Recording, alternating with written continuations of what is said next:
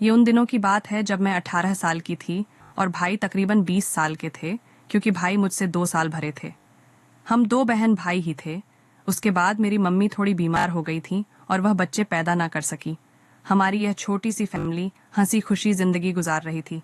भाई ने एमए किया हुआ था और वह एक स्कूल में टीचर थे।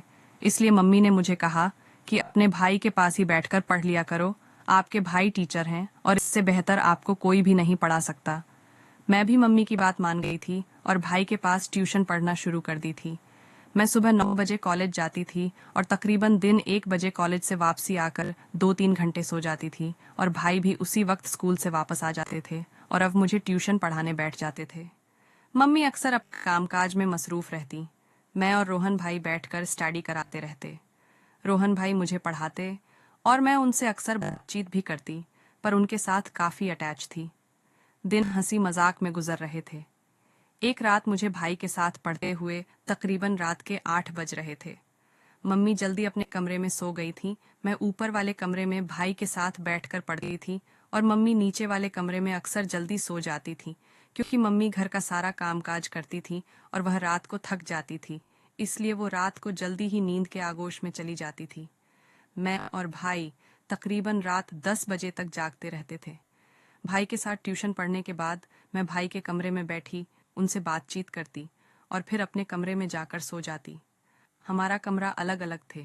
उस रात भाई तकरीबन 10 बजे तक मुझे पढ़ा रहे थे और उनकी नज़र मेरे पूरे शरीर पर थी।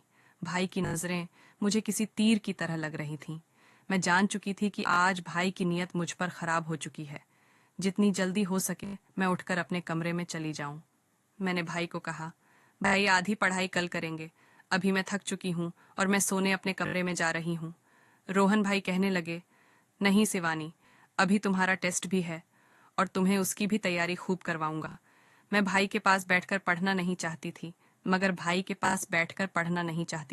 मगर भाई ने मुझे जाने ना दिया, इसलिए मैं इनके पास बैठ गई। रोहन भाई मुझे पढ़ा रहे थे और बहाने बहाने से समझाने के बहाने से मेरे शरीर को टच कर रहे थे। रोहन भाई का हाथ कभी मेरे बाजू पर आ जाता और कभी मेरे कंधे पर। कई बार मैं उसका हाथ अपनी कमर पर भी महसूस कर रही थी। मुझे अजीब सा महसूस हो रहा था, मगर मैं उठकर भी नहीं जा सकती थी कि भाई ने कहा था कि मैं तुम्हें टेस्ट की तैयारी करवाऊंगा, इसलिए तुम्हें आज जल्दी नहीं सोना। मैं भाई के कमरे में ही बैठी हुई थी। अचानक लाइट बंद हो गई। मैं डर के मारे भाई के गले से लग गई। भाई को भी जैसे मौके की तलाश थी। उन्होंने मुझे गले से लगाया और जोर से अपने सीने से दबा लिया। हमारी हालत इस तरह थी कि मेरे सामने वाले भाई के सीने से टच हो रहे थे और मैं भी कुछ सुकून महसूस कर रही थी।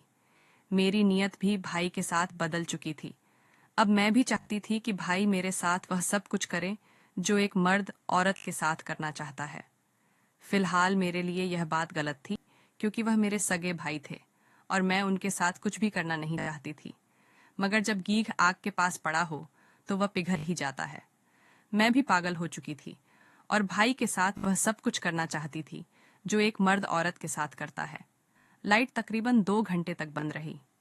2 घंटों में हमने कई बार एक दूसरे को सुकून दे लिया था और हम तमाम उम्र की थकावट उतार चुके थे। भाई मेरे साथ सब हदें पार कर गए थे और मुझे उस बात की शर्मिंदगी भी थी। वो मेरे सगे भाई थे और मैंने उनके साथ जो भी किया बहुत गलत किया। मुझे ये करना नहीं चाहिए था, क्योंकि भाई बहन का रिश्ता बहुत पवित्र होता है। मगर नादानी में यह सब कुछ हो चुका था और मैं भाई से बहुत शर्मिंदा थी और भाई भी मुझसे शर्मिंदा थे। मगर मैं समझती थी इसमें कसूर सिर्फ मेरा ही नहीं, भाई का भी है, क्योंकि अगर वह मुझे रोकते तो मैं ये सब कैसे कर सकती थी। आज इस बात को 5 साल गुजर चुकी हैं। मेरी शादी हो चुकी है, मगर आज भी जब मैं